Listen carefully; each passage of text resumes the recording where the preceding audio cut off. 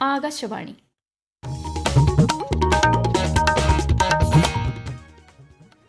നമസ്കാരം. പ്രാദേശിക വാർത്തകൾ വായിക്കുന്നത് കൃഷ്ണ പ്രകൃതി.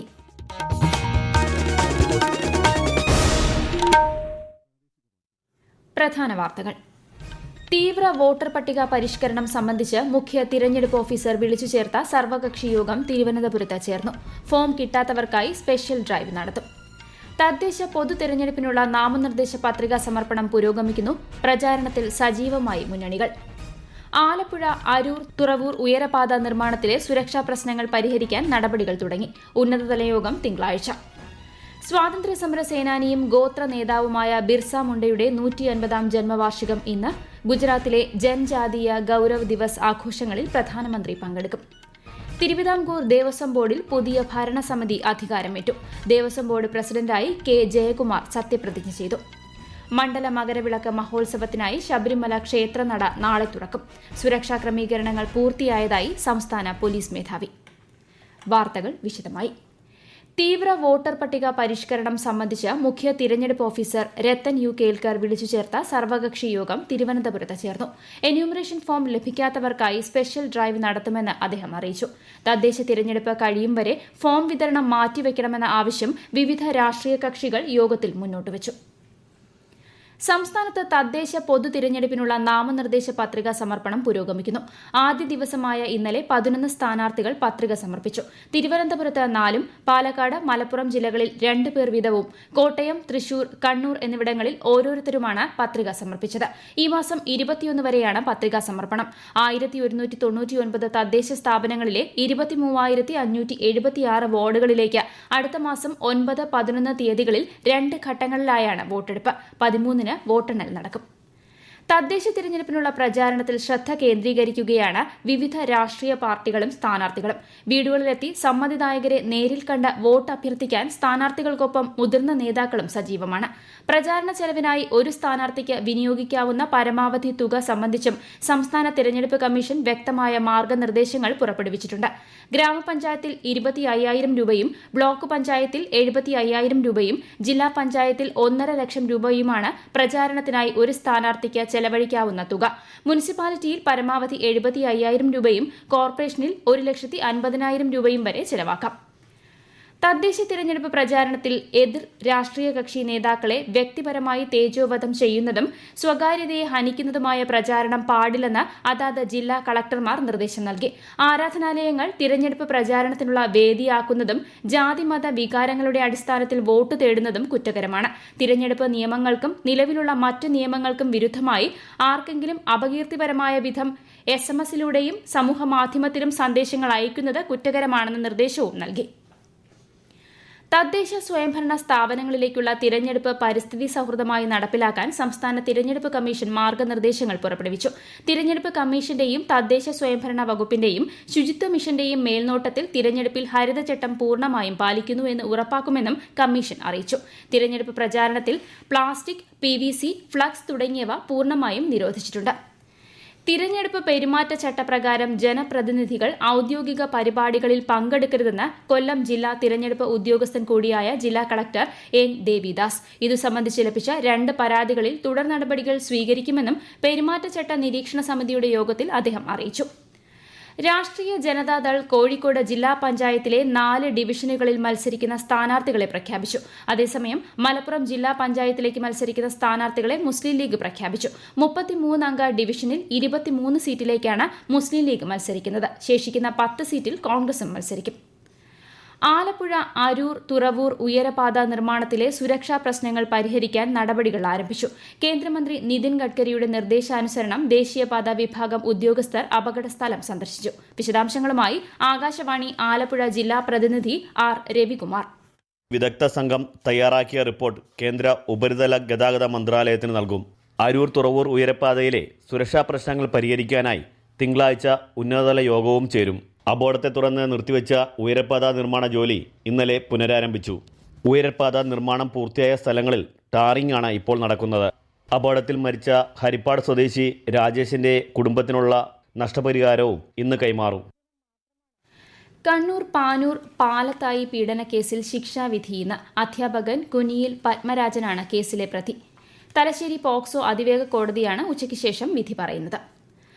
മൂന്നാമത് നോർത്ത് മലബാർ ട്രാവൽ ബസാറിന് കണ്ണൂർ രാജ്യാന്തര വിമാനത്താവളത്തിൽ തുടക്കമായി. കൈതപ്രം ദാമോദരൻ നമ്പൂതിരി ഉദ്ഘാടനം ചെയ്തു. ഉത്തര മലബാറിലെ വിനോദസഞ്ചാര കേന്ദ്രങ്ങളുടെ സാധ്യതകൾ ആഗോള വിനോദസഞ്ചാരികൾക്ക് മുൻപിൽ അവതരിപ്പിക്കുകയാണ് മേളയുടെ ലക്ഷ്യം. ഈ വാർത്തകൾ ആകാശവാണിയിൽ നിന്ന്. ആകാശവാണി വാർത്തകളും വാർത്താധിഷ്ഠിത പരിപാടികളും all India radio news Thiruvananthapuram YouTube ചാനലിലും all India radio news Thiruvananthapuram Facebook പേജിലും AR News_ തിരുവനന്തപുരം ഇൻസ്റ്റഗ്രാം അക്കൌണ്ടിലും AR News_TVM X ഹാൻഡിലും ലഭ്യമാണ്.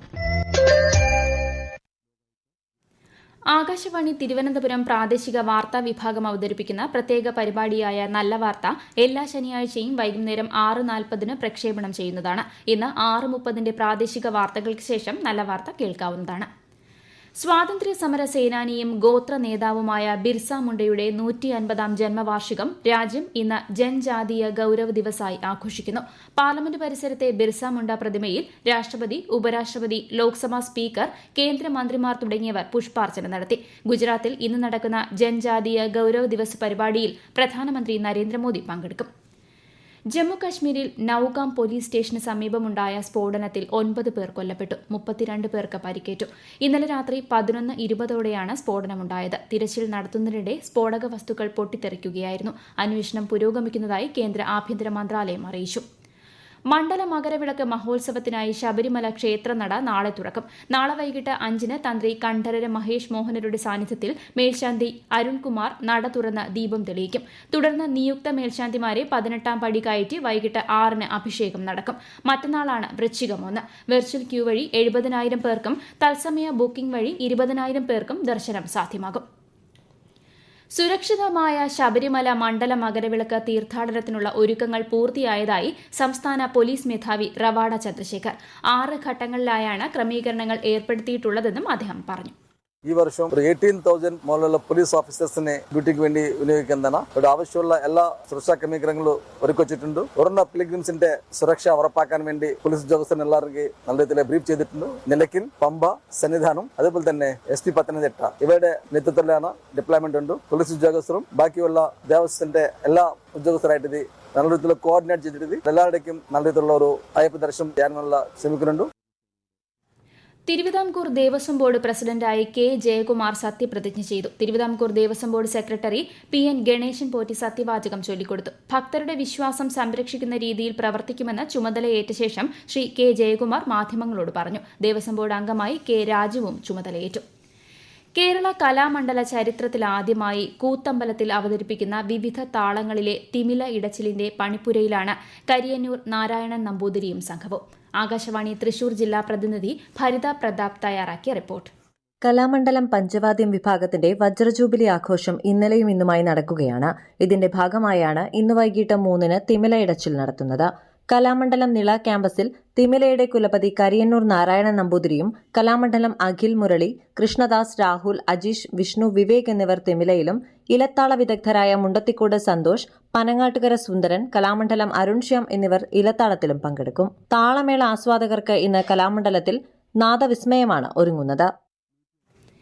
ദേശീയ ഗീതമായ വന്ദേ മാതരത്തിന്റെ 150ാം വാർഷികം ഇടുക്കിയിലെ തൊടുപുഴ ന്യൂമാൻ കോളേജിൽ സമുചിതമായി ആഘോഷിച്ചു. മൂവാറ്റുപുഴ 18 കേരള ബറ്റാലിയന്റെ നേതൃത്വത്തിലാണ് കാര്യപരിപാടികൾ അരങ്ങേറിയത്. തൊടുപുഴയിലെ യുദ്ധസ്മാരകത്തിൽ ധീര സൈനികർക്ക് ആദരാഞ്ജലികൾ അർപ്പിച്ച് പുഷ്പചക്രം സമർപ്പിച്ചു. വന്യജീവി സംഘർഷം മൂലമുണ്ടാകുന്ന പ്രശ്നങ്ങൾ നേരിടുന്നതിന് തദ്ദേശീയരുടെ പങ്കാളിത്തം ഉറപ്പുവരുത്താനായി വനം വകുപ്പ് ആവിഷ്കരിച്ച പ്രാഥമിക സന്നദ്ധ പ്രതികരണ സേനയുടെ കണ്ണൂർ ജില്ലയിലെ പരിശീലനം പൂർത്തിയായി. പയ്യാവൂർ, കേളകം, കൊട്ടിയൂർ, അയ്യൻകുന്ന്, ആറളം പഞ്ചായത്തുകളിൽ നിന്നുള്ള 60ഓളം പേരാണ് പരിശീലനം പൂർത്തിയാക്കിയത്. പ്രധാന വാർത്തകൾ വീണ്ടും. തീവ്ര വോട്ടർ പട്ടിക പരിഷ്കരണം സംബന്ധിച്ച് മുഖ്യ തിരഞ്ഞെടുപ്പ് ഓഫീസർ വിളിച്ചു ചേർത്ത സർവകക്ഷി യോഗം തിരുവനന്തപുരത്ത് ചേർന്നു. ഫോം കിട്ടാത്തവർക്കായി സ്പെഷ്യൽ ഡ്രൈവ് നടത്തും. തദ്ദേശ പൊതു തിരഞ്ഞെടുപ്പിനുള്ള നാമനിർദ്ദേശ പത്രികാ സമർപ്പണം പുരോഗമിക്കുന്നു. പ്രചാരണത്തിൽ സജീവമായി മുന്നണികൾ. ആലപ്പുഴ അരൂർ തുറവൂർ ഉയരപാത നിർമ്മാണത്തിലെ സുരക്ഷാ പ്രശ്നങ്ങൾ പരിഹരിക്കാൻ നടപടികൾ തുടങ്ങി. ഉന്നതതല യോഗം തിങ്കളാഴ്ച. സ്വാതന്ത്ര്യസമര സേനാനിയും ഗോത്ര നേതാവുമായ ബിർസ മുണ്ടയുടെ 150ാം ജന്മവാർഷികം ഇന്ന്. ഗുജറാത്തിലെ ജൻജാതീയ ഗൌരവ് ദിവസ് ആഘോഷങ്ങളിൽ പ്രധാനമന്ത്രി പങ്കെടുക്കും. തിരുവിതാംകൂർ ദേവസ്വം ബോർഡിൽ പുതിയ ഭരണസമിതി അധികാരമേറ്റു. ദേവസ്വം ബോർഡ് പ്രസിഡന്റായി K. ജയകുമാർ സത്യപ്രതിജ്ഞ ചെയ്തു. മണ്ഡല മകരവിളക്ക് മഹോത്സവത്തിനായി ശബരിമല ക്ഷേത്രനട നാളെ തുറക്കും. സുരക്ഷാ ക്രമീകരണങ്ങൾ പൂർത്തിയായതായി സംസ്ഥാന പോലീസ് മേധാവി. പ്രാദേശിക വാർത്തകൾ കഴിഞ്ഞു. അടുത്ത വാർത്താ പ്രക്ഷേപണം 12:50.